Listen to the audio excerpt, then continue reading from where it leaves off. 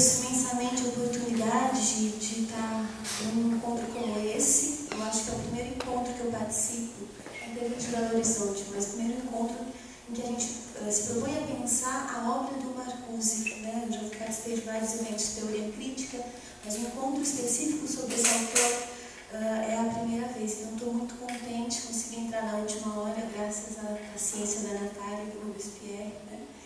E agradeço imensamente a oportunidade. O encontro sobre Marcuse, nesse momento histórico, me parece decisivo. Decisivo para que a gente consiga buscar nesse autor aqueles elementos que nos permitiriam pensar a nossa atualidade, né? O que eu vou tentar fazer aqui hoje não é apresentar exatamente a obra do Marcuse, mas tentar apresentar um tipo de reflexão possível a partir dele. Então, o título, se eu poderia pensar um título para essa comunicação, seria Para uma Teoria Crítica Ciborgue. Então, eu vou partir das reflexões do Marcuse para tentar pensar como que a gente pode se posicionar frente à tecnologia hoje.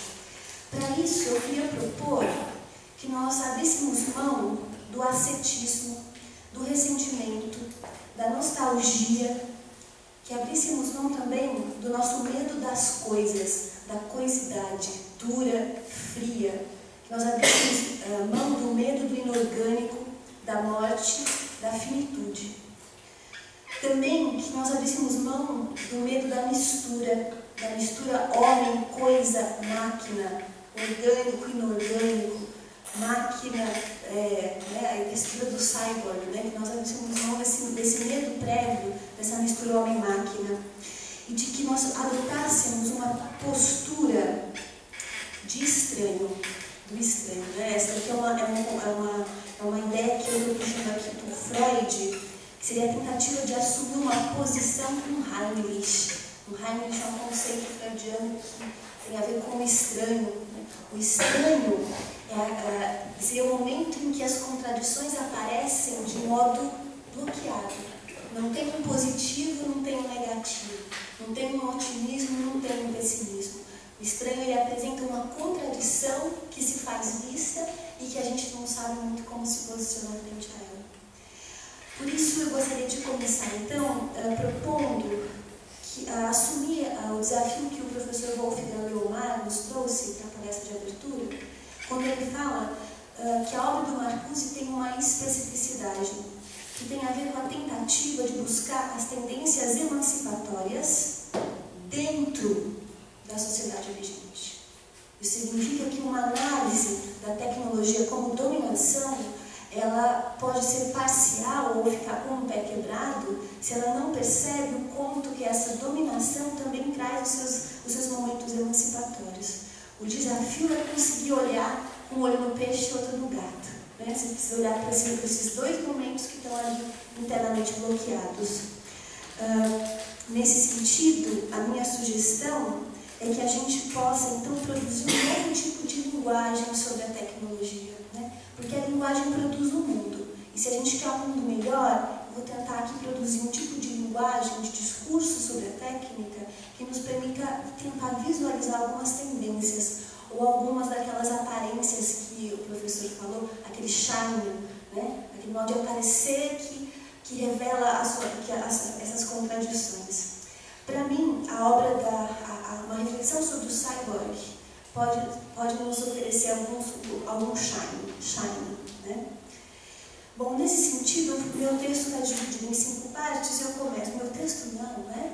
Meu discurso está dividido em 5 partes, e eu gostaria de começar com as 3 primeiras linhas do livro One Dimensional Man, onde ele vai falar da bomba atômica. A ameaça de uma catástrofe atômica que poderia exterminar a raça humana não servirá também para proteger as próprias forças que perpetuam esse perigo?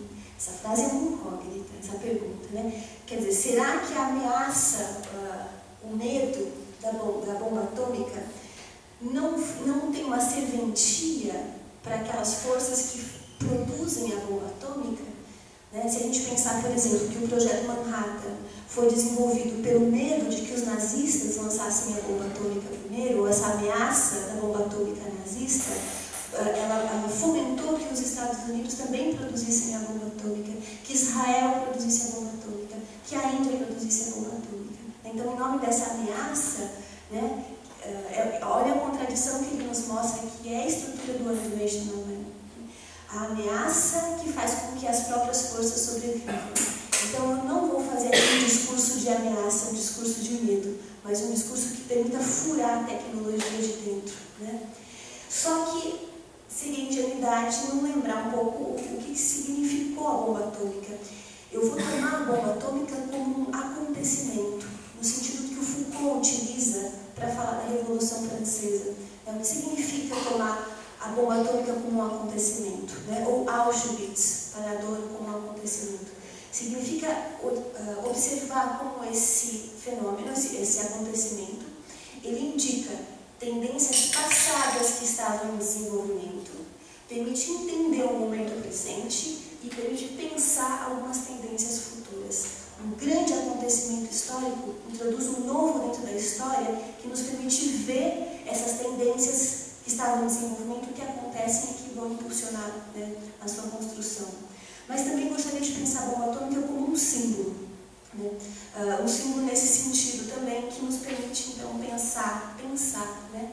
E, nossa, agora veio uma frase na cabeça, né? Uma frase do filósofo argentino, Leon Rosichner, que fala o seguinte: pensar é parir um corpo. Então, eu quero tentar pensar a tecnologia de um modo que ela desencadeie uma estrutura erótica no nosso corpo, que nos mobilize, né, a uma mudança de lugar. Né? Então, vamos ver então, o que é nessa reflexão sobre vamos ver se a gente consegue fazer isso. Né? Só uma frase que eu acho que eu também gostaria de colocar é uma frase do Michel Serres, filósofo francês, que diz o seguinte: sou filósofo por causa de Hiroshima.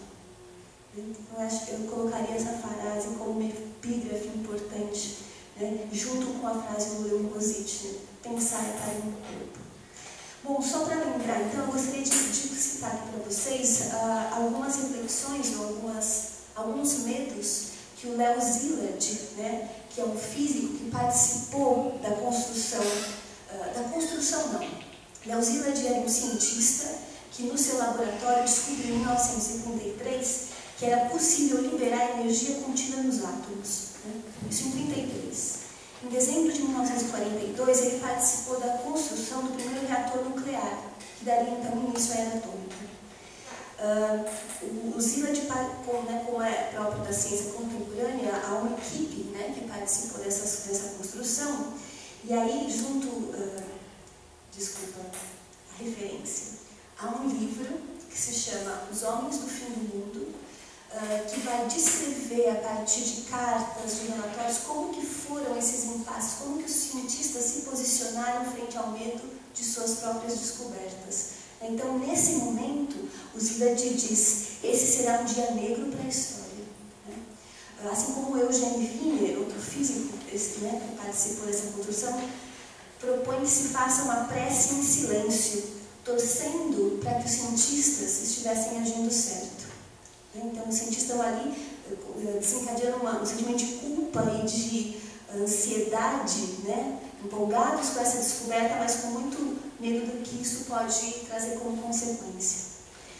Se essa primeira bomba atômica, né, tem como seu momento chave 42, em dezembro de 52, 10 anos depois, se constrói, né, e aí o Edward Teller é um dos físicos importantes, né, se dá início à segunda era atômica, que é a descoberta da bomba de hidrogênio. Né? Essa bomba não explodiu no Japão, mas em algumas ilhas, né, ali no Pacífico. O Oppenheimer, que participou então, que estava lá na construção da bomba H, diz o seguinte: essa nova bomba representa uma ameaça intolerável ao futuro da raça humana. É uma arma genocida. Assim como o Szilard, né, envia uma carta dizendo o seguinte: Teller, agora você vai entender o que é o sentimento de culpa. Seguindo mais um pouquinho antes de 52, o Einstein estava desesperado com as loucuras dos cientistas, né? E ele vai à TV fazer uma declaração, isso nos Estados Unidos, dizendo que a possibilidade da ciência eliminar completamente a raça humana com as técnicas existentes está dada. Essa ansiedade atômica vai estar muito expressa nos magazines nesse período nos Estados Unidos, nos jornais, como o próprio Marcuse estava, a frase do Marcuse está dentro desse contexto, né? Se vendiam bunkers, né? Um bunker, você tem pouco dinheiro, compra um bunker simples ou um bunker um pouquinho mais elaborado.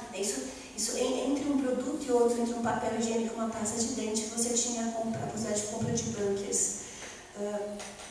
E os filmes de época, né? Então há um imaginário, a cultura americana absorve essa ansiedade atômica que vai desencadear a própria corrida armamentista. Esse que é o nó que o Marcuse estava aqui pensando. É bom lembrar não, é bom lembrar nada, eu proponho, né? Lembrar que, outro fato importante, em 50 acontece algo, foi um acontecimento forte. Foi uma mesa redonda que aconteceu na Universidade de Chicago, que foi transmitida pelo rádio, que entrou, portanto, esse debate entre os físicos, entrou na casa dos americanos num domingo, né? Assim como a gente assiste Faustão, né? Estavam lá de domingo ouvindo o rádio com um debate entre os 4 cientistas que participaram do projeto das construções da bomba. E nessa conversa entre os cientistas, tem um dos físicos, William Lawrence, que começou a fazer uma imaginação e falou: nossa, sabe que daria para melhorar a bomba H recobrindo ela de cobalto? Né? Se nós fizéssemos isso, cobalto é um elemento extremamente tóxico e cancerígeno, nós teríamos uma bomba 320 vezes mais poderosa do que foi a bomba de Hiroshima e Nagasaki. Né? Isso, né, na casa das pessoas entrando nesse tipo de discurso. Né? O Szilard, nesse contexto, nesse debate, ele tentou impedir que o Lawrence continuasse essa reflexão. Mas foi essa conversa entre os cientistas que deu origem a uma expressão que é a bomba do fim do mundo, né, que nunca explodiu, mas que existem né, uma série de bombas de cobalto, a bomba do fim do mundo, depois ela foi produzida e está em vários países até. E o Szilard diz o seguinte nesse contexto: como a gente pode pensar esse impasse da ciência? Né? Ele diz o seguinte: culpar os cientistas é falso. Né? Aliás, é bom lembrar que os cientistas foram os primeiros a assumir a responsabilidade por Hiroshima e Nagasaki, não os governos nem os estados. Né? E ele diz ainda o seguinte: ele vai dizer que a bomba atômica não é uma tragédia da ciência, é uma tragédia da humanidade. Né? E aí, esse é a catástrofe, né, que ele, desculpa, não é uma catástrofe, é trágico. E por ser trágico, ele traz essa duplicidade de ter possibilidades que podem desencadear forças irreversíveis. Né? Só para lembrar também, isso não foi novo, isso não é uma questão própria da bomba atômica. Já o Pierre Curie, em 1903, quando descobriu o rádio, ele vai dizer, né, que se pergunta: e se essas descobertas caírem nas mãos daqueles que fazem a guerra? Essa é a pergunta que fica para a gente. O que aconteceria? Essa pergunta já está velha. O que aconteceria se a biotecnologia caísse nas mãos daqueles que fazem a guerra? Ou a nanotecnologia? Né? Então essa pergunta, eu acho que a gente continua. E a gente já sabe a resposta no fundo. Ok, então. A bomba atômica é um acontecimento antigo, mas é bom lembrar que Chernobyl foi um dos acontecimentos impressionantes, resultado dessa tragédia da ciência moderna. Né? Ao mesmo tempo que Chernobyl é uma possibilidade de produção de energia enorme, ela desencadeou por conta da ineficiência do controle os motivos que levaram a Chernobyl são mais complexos. Fukushima é mais interessante, porque se chama de uma catástrofe natural. Né? O que gostaria já de lembrar, o Rousseau já disse que não existem catástrofes naturais. Né? O fato de existir Fukushima é uma catástrofe moral, de uma sociedade que se organizou de tal modo a permitir que aquilo acontecesse. Né? E assim por diante. Então hoje nós temos agora, com biotecnologia e as tecnologias nanoconvergentes, né, que aliam filosofia robótica, biologia, física, química, né, nós continuamos agora vivendo a ansiedade, não mais a ansiedade atômica, mas a ansiedade permanece. A pergunta do Freud permanece. Será que estamos vivenciando um progresso? O mal-estar continua aqui. Bom, essa tragédia, própria ciência, pode ser expressa num acontecimento que se deu em abril de 1932, em Copenhague, no centenário do falecimento do Goethe, né, em que alguns cientistas que ainda estavam, foi antes do nazismo, Oppenheimer ainda estava, os físicos ainda estavam na Alemanha nesse período, eles encenaram a peça do Fausto, né, Fausto do Goethe, nesse evento. Oppenheimer foi o Mefisto, né, e essa aliança, então, que o Fausto representa, né, o que acontece? Por que o Fausto é uma tragédia? Porque ele desencadeia uma ideia de progresso que leva ao seu próprio fim, né? Então ele quer progresso, e vai modificando, tira a montanha de um lado, põe a montanha do outro, pega o rio daqui, passa para ali, escorre sangue das montanhas pelo trabalho, né? Os trabalhadores tentando fazer toda essa modificação. E ao final dessa obra, a cena